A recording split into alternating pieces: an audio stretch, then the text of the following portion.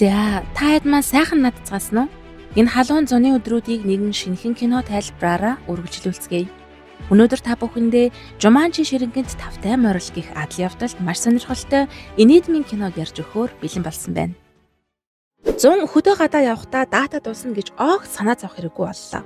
Шинжлэгдсэн Mobicom аппликейшнээс зуны дурсамж дүүрэн мөчүүдийг хуваалцах 60 ГБ датагаа 60% хямд аваарай. Далайн эрэг дээрээс Jumanji гэсэн бичгтээ хөлөгт тоглоом олж үүнийгээ бараг л сонирхохгүйгээр Sega тоглоом тоглож байсан хүү шүн дунд босон ирж Jumanji-г нээн түүний өрөөнд гэрэл асч байгаа эхлэл хэсэг гарна. Ингээд үзэгдэл солигдож кино маань Spencer гэх нэгэн онцорлоготон хүү найзынхаа даалгаврыг хийж өгч байгаагаар эхэлдэг. Тэр хоёрыг гарахтаа бэлдэх үед Bethany гэх охин өөрийнхөө зургийг аван хаяг дээрээ постлж орхино. Тэд нэгэн эвгүй гэмээр чихүүд сүргэн байшингийн урд уулздаг ба том залууч даалгавраа авчгаал шууд найзыгаа хаяад явчихна. Яг энэ үед байшингаас нэгэн өвгөн гарч ирэн манай хүүг айлгаж орхидог. Гол дөрүүдийн маань нэг болох Bethany гэх охин түүнийг холоос ажиглан их л өөрийнхөө шалгалтын үеэр найзтайгаа уцаар яриад л тамирын хичээлийн үеэр бас нэг охин биеийн тамирт дургүй. Би байсан бол хизээч тамирын багш болохгүй байсан энтергээл. Багшийнхаа уурыг хүргээд байж байсан чинь өнөөх том ир чинь бие даалтаа хүнээр хийлгүүлсэн гэд баригдсан байт юм да. Даалгаврыг хийж өгсөн манай залууч сандарч ичрээл захирлын өмнөөс үг хэлж чадахгүй байснаа миний буруу гэд шийтгэлээ хүлээхээр болно. Ингээд шийтгэл авсан ахлах ангийн 4 сурагч маань захирлын өрөөнд дуудагдсан байлаа. Тэдний шийтгэл бол удахгүй ашиглалтанд орж компьютерийн өрөө болохоор байгаа агуулгын өрөөг цэвэрлэх. Хэрвээ өнөөдөртөө амжихгүй бол маргааш хагасан байсан ч хамаагүй цэвэрлэж дуусгах даалгавар авдаг. Bethany өөртөө донтчихсон хүн шиг л байнга селфи хийгээстэй. Марта Спенсер хоёр л цэвэрлэгээгээ хийгээд байж байтал том залуу нэгэн Sega шиг тоглоом олсноор хоёр залуугийн маань сонирхлыг татан тэд зурагттай холбож юу болохыг мэдхийг хүсдэг. Гэтэл тоглоомыг залгаж үзтэл Rocket Band тоглолтын талаарх мэдээлэл гарч ирсэн байдаг. Та 9 сарын 14-нд төв зингэлтэхэд болох VIP тасалбарын 4 ялагчийн нэг болохыг хүсэж байна уу? Яаж вэ гэж үү? Та ердөө Rocket Band 100-аатай байлаа дуун дээр дурсамж дүүрэн 7-р сар сэдэвтэйгээр 7 сарын мүүдээр Reels-ээр хуваалцахад л хангалттай. Дэлгэрэнгүй мэдээллийг бичлэгний description буюу тайлбар хэсэгт орууллаа. Бүх оролцогчдод амжилт хүсье. Энэ тоглоомыг нээвэл өөрийн ертөнцөө орхино. Jumanji тавтай морил гэсэн бичгнүүд гарч ирэн тэд бүгд нэг гар аван тоглох дөрүүдээ сонгоод л сонирхолтой байнах гэж найдтал гинтл нэг зүйл болох нь тэр. What's going on? What's happening to your head?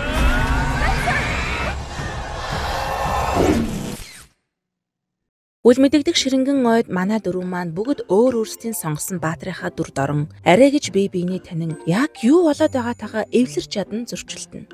Энтони хар арьстай жижигхэн залуу болтол эсэргээрээ сул дорой Спенсер маань царайлаг булчинтай нэгэн болсон байдаг.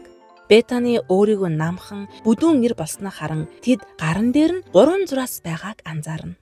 Bethany утсаа хайгаад л бус руугаа уурлаж байх энэ үед нуурнаас усны үхэр гарч ирээд яахын зургу залгиад орхично. Тэд чи орж авар гэдэл маргалдаж байх үеэр Bethany 1000 метрийн өндрөөс ахаад л унаад ороод ирэх нь тэр. Бүгдээрээ шок.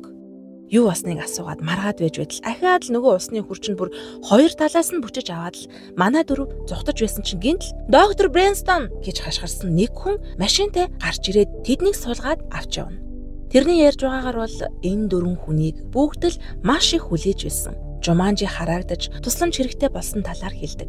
Захиаг задлан тэр тэдэнд дэлгэрүүлж ярьж өгөхдөө эрт үед Jumanji-д судалгаа хийхээр ирсэн эрдэмтэн хайгуулч залуу явсаар байгаад булшнуудын дунд нуугдж байдаг аврах том ирвсийн нүдэнд шигдсэн байсан эрдэнсийг өөрийн болгосноор Jumanji арлын бүх амьтад тэрний мэдэлд орж тэрч шунан дурлаж Jumanji харагдсан гэдэг. Одоо бидний хөтөч жолооч хийж байгаа хүн түүнийг булгыг ятгсан нь талаар болсон тул унтаж байхад нь хулгайлан зогцсон юм байна. Одоо манай гол дүрийн царайлаг залуу л энэ эрдэнсийг байранд нь тавих юм байх уу? Тэднийг тоглоомоос гармаар байвал хараалыг тайлж эрдэнсийг хийхдээ Jumanji гэж хэлээрэй хэмээн зөвлөдөг. Тоглоомын нэгэн дүр учраас бүх хэлж буй текст нь програмчлагдсан, нэг ярьсан зүйлээ дахин давтан яриад байдаг. Явхынхаа өмнө Jumanji-гийн газрын зургийг өгөөд байхгүй хэсгийг олохдоо зах руу яваарай гэж хэлээд явж орхино. Гайхаж очирсан манай хэд тоглоомыг унтрааж гэрлүүгээ буцах талаар ярилцахад юм бол уйлчих гээд байдаг хамгийн доожгүй байсан залуу маань одоо энэ ширэнгэд бусдыгаа манлайлахаар бүгдийг орхигдолгүйгээр үүнийг хийцгээе л гэдэг. Өөрийнхөө доожгүй байдалтай тэмцээл их хөөрхөн. Тэд явж байхдаа эхлээд урагдсан хэсгийг олохоор болдогч өгсөн газрын зураг нь хоосон цаас байдгийн. Уцнаас салдгүй байсан Бетаны ганцаараа газрын зурган дээрх дүрсийг харж байсан тул тэд бүгд өөр өөрийн гэсэн чадваруудаа олж илрүүлнэ. Царайлаг залуу болсон Спенсер маань цээжний булчин дээрээ дарахад л шууд агаарт өөрийнх нь ур чадварын жагсаалтыг гаргаж ирдэг гэдгийг мэдснээр бүгд л дүрийнхээ давуу болон сул талуудыг мэдэж авдаг. Хамгийн хөвгчлөлтэй нь бодит амьдрал дээрх том залуу маань яагаад Беллу өөрийнх нь сул тал болсонд гайхан үүнтэй огт санал нийлэхгүй байлаа. Яг энэ үед гинтл галаар бөмбөгдсөн эрдэнсээ эргүүлж авах гэсэн өнөөх эрдэнтний туслахуд тэднийг хөөж эхэлдэг.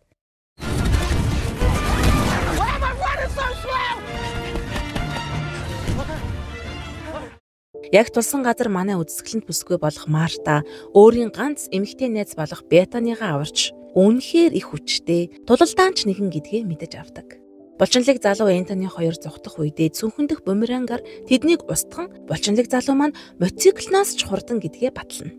Тэд явсаар хүрхрээн дээр тулж ирэн бүгд ар араасаа үсэрцгээлээ. Ирэг дээр гарахад Марта гинтл алга болчихно. Гэтэл өмнөшгөө дээрээс унаж тэд бас нэгэн зүйлийг олж мэддэг нь бугуун дотор талд нь байсан 3 зураастай шивээс нэг нэгээрээ алга болж байгааг анзаардаг. Энэ нь тэдний энэ тоглоомонд ашиглагдах ам гэсэн үг юм байна л да.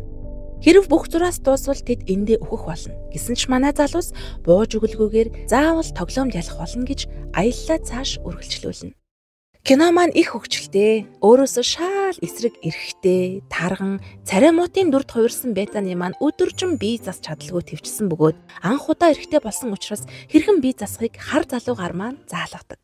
Энэ үед өнөөх шуналтай судлаач чинь эрдэнсийн чулууга заавал буцааж авна. Тэдийг оол гээл баруун гарын шувууга явуулдаг. Энэ их аялын үеэр дөрүүд маань бие биенээ юу гэж боддог талаараа ярилцаал. Мэдээж сургуульд байснасаа илүү татамсах болно.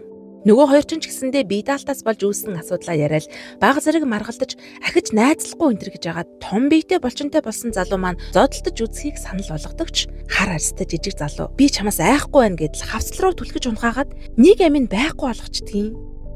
Тэд үргэлжлүүлэн маргалдаж болох байсан ч гэсэн гол дүрийн залуу маань угийн ухаалаг учраас бусдыгаа амиа урж болохгүй хамтдаа хичээх ёстой гэж хэлсэн чинь Бетаны түүний халуухан байдлыг гайхаад л угаасаа гаднах төрхөөс илүүгээр хүний ярьж хэлж буй зүйл хүнийг тодорхойлдог шүү дээ.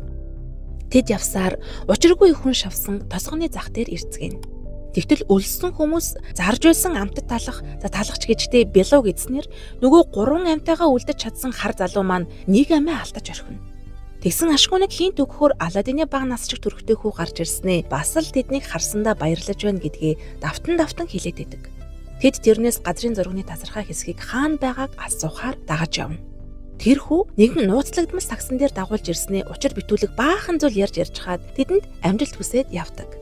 Дотроос нь юу ч гараад ирж магадгүй энэ нууцлаг саксыг нээхэд тун хэцүү байлаа. Тэд ярилцаад нэг нь могоотой цоо ширтэлцэж байх хооронд булчинлаг залуу маань гараа шургуулan газрын зурганы тасархай хэсгийг авахаар тохиролцдог. Тэгсэн чинь юу ширтэлцэх бүгдийг айлгаж байсан могоог булчинлаг залуу маань барьж авсан чинь амтэн судлаач болсон Энтони түүнтэй шууд ойлголцож хортой соёог нь улаан гараараа татаад хайчдгийг. Тэд ч баярлаад бие биендээ итгэж болох юм байна гэдэл нэг баг болж чадж байгаадаа баярлцгаана. Гэтэл газрын зурганы тасархай хэсэг гарч ирэх юм бахта гэсэн чинь зааны дүрстэй хүүхдийн тоглоом шиг юм чи намайг харвал авирж эхэл гэсэн бичиг тэднийг хүлээж байлаа. Заан харвал түүн рүү л авирж эхлэх юм шиг байгаа юм. Тэгэл заанаа хайх гэдэл явж байсан чинь өнөөх шувууны чинь зааж өгснөөр нөгөө буутай нөхдүүд олж ирээд хөөхөд эхэлтгийн.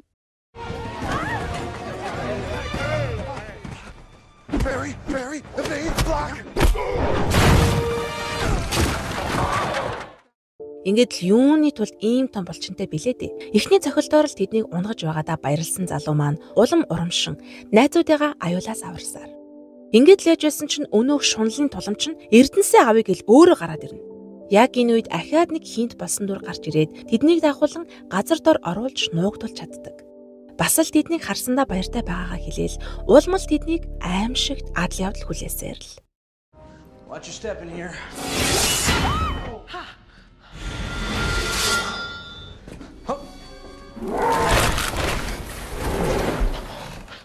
Тэдэнд хөдөж хийж яваа залууг дагаад л яваад байсан чинь нэг модон жорлон шиг юмнаас бүгдээрээ гараад ирдیں۔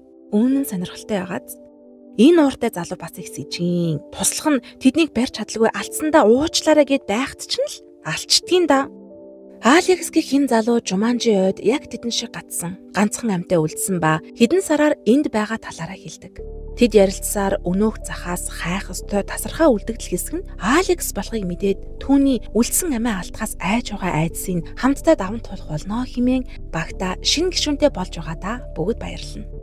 Тэд цааш яван шилжих боломжтой нэгэн газар ирж нисдэг тэргийг авч эрвэс рүү явах хэрэгтэй байгаагаа ярилцсан байрыг манж байгаа хоёр буутай гаруудыг хэрхэн саатуулах талаараа бодолцдог. Эднэр дундаа ганц охин болох Мартагаар маань туг тахихаар ярилцсанаа. Угийн даруухан ямар ч эмэгтэйлэг маяг байхгүй Марта мэдээж зөвшөөрдөггүй. Өөртөө байнга итгэлгүй байдаг Мартад манай ахлагч залуу маань түүний үнэхээр үзэсгэлэнтэй болох чи бүхнийг хийж чаднаа гэдгийг нь ойлгуулад л урам зориг өгнө. Мэдээж бодит амьдрал дээр хамгийн эмэгтэйлэг байсан Бетаны маань түүнд өөрийнхөө туршлагаас зааж өгөхөр болдог. Ганц чаддаг зүйлээрээ туслалгүй яах вэ? Тэгтэл нөгөө талд хоёр залуу маань ганц охин болох Мартагийн талаар ярилцаастай. Булчинлаг залуу маань түүнд татагдаад байгаамаа да янз нь. Хэрвээ тэр намайг үнсүүл яах вэ гэж найзаасаа дуршлах судлаастай. Манай хүн нэг ч охинд үнсүүлж үзээгүйг нь л гор байхгүй юу? Марта үнэхээр ив хавгүй байгаа учраас тэр хоёр сургуулилт хийж эхэлдэг. Тэд ярилцж байгаад Алексаас одоо хэдэн он бэ гэж асуухад тэр 1996 он гэж хариулснаар тэд түүнийг энэ ой дунд хэдэн сар биш бүхэл бүтэн 20 жил гацсан байгаа юм байна. Мөн хамгийн сонирхолтой нь анх кино эхэлж байхад далайн эрэг дээрээс Жуманжиг олж байсан хүү тухайн үедээ алга болж тэр хавьтай шууган тарж байсан бэлээ л дээ. Тэр алга болсон хүү чинь энэ Алексийн бэнжтэй гэдгийг олж мэдцгээдэг. Энэ хооронд хөөрхөн Марта маань Бетаныгийн зааснаар яг л бүгдийг хийж байсан ч Can you guys help me? What is she doing? Has she got a bug in her hair? Өнөөх хоёр цэрэг мөн адил тоглоом дотор байгаа нэг л юмаа давтаж хилээд байдаг дөрүүд болж таардаг. Эсэн ч буутай нөхдүүдээс айсан Марта маань өөрийгөө зоригжуулаад л байжсэн чинь ашууныг айлгүйдэг сэжвэр гарч ирэн хөгжим дуугарч эхлэхэд тэдэнтэй хамт бүжиглэх санаа төрдөг. Энэ хэсэг нь үнэхээр хөвгөлтэй. Манай хэд ямар ч л байсан Мартагийнхаа тусламжтайгаар онгоц байгаа газар орч чадна. Тэгсэн ч тэр хэд арай хинмгаа биш за. Энтоны чанга чимээ гаргаад даруухан Мартач баригдахгүй тулд доторх байгаа жинхэнэ нэмэгтэйгээ гаргах нь тэр. Манай хүний найзууд нь битгий хэл үзэж байгаа би хүртэл шок. Тэгсэн чинь ерөөсөө л яарахгүй болохоо байлаа. Дайсны талын хэд моциклоо унаад яг ирж ин шүү. Энэ үед нөгөө онгоц нисгэж чадна гэд байсан Алекс чинь гинтл би үүнийг жолоод чадахгүй гэдгийг. Тэгсэн чинь манай хар залуу маань тэгвэл би жолоодно. Энэ шиг амархан зүйл байхгүй энэ гэл нөгөөдөл нүггүй чи яг согтцсон байна энэ гэдэл. Нэг л итгэж өгдөггүй. Ашхуныг Алекс маань найзуудынхаа дэмжлэгээр нислэгийг хийхэр болдог. Ингээд л бүх зүйл төгс бүтэж байтал онгоцны сэнсийг буудснаар доош унана.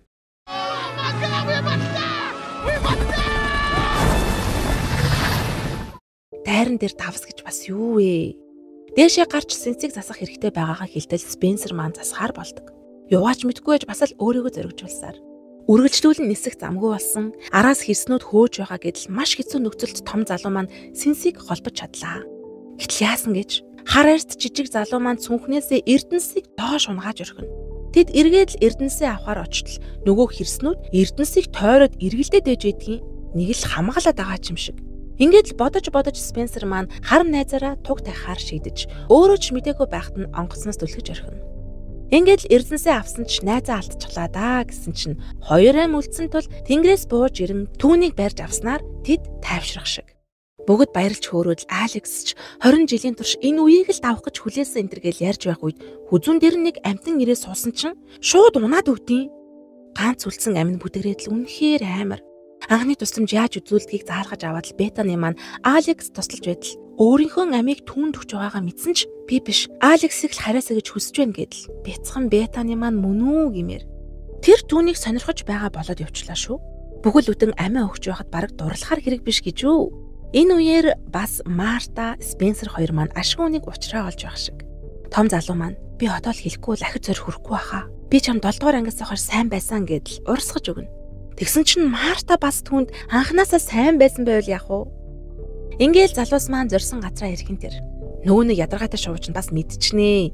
Яг хаашаа яаж явахаа мэдгүй байсан чинь гинтл гэрэлтэй зам гарч ирээд л нөгөө могооны сагсан дотроос гарч ирээд байсан заан чинь бас гарч ирдэг. Бүгд зааврыг санаж ахаад л Спенсер маань дээш авирхан тэр. Ир зөрөгтэй байсан ч нэг хэрэмнээс цочод газар тахта ирвсэн дидүүлээд нэг амиа золионд гаргачихна. Спенсер бүр айчсан. Би үнэхээр чадахгүй байна гэдэл хар найзтай хэлнэ. Мэдээж энэ хүртэл ирчгээд юу гэж амархан бууж хүүдээ. Бүгдээрээ л ганц амьтаа үлдсэн учраас хамтдаа цааш үргэлжлүүлэхээр ярилцаж байтал өнөөх мотоциклтэй гарууд ирнэ. Мэдээж туршлагатайгаараа Марта маань дайсны талын залуусыг саатуулахаар хүлээн. Энэ ерснүүд бас юу вэ? Жуманжи л хэрэгтэй юм хийх гээд байхад ч л байнга саад болчих юм.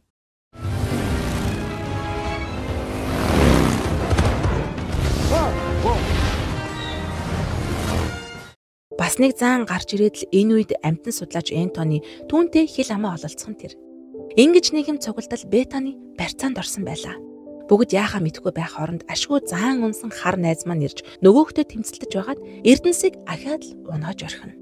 Заан тааралд бол авирч ихэл гэдгээ ахин санан Спенсер авирч Марта Эрдэнсийг олоод чам руу шидэх болно. Юу ч болж байсан би чаднаа гэдэл итгэл дүүрэн явтал бүүн могоон дунд Эрдэнс нь унсан байлаа. Мартач үнэхээр л зөрөгтэй бүсгүмаа. Яваад л орчихсон тэр шүү.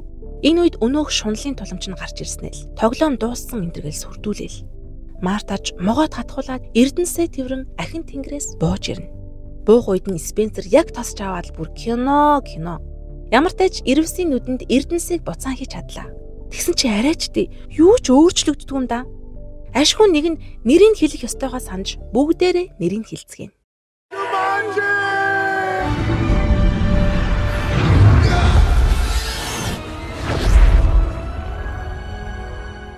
Ингээд л бүх зүйлс хэвэндээ орж өнөө хөдөж хийж байсан залуу маань ирээд л тэднэр бахархаж гар барьцгаадаг.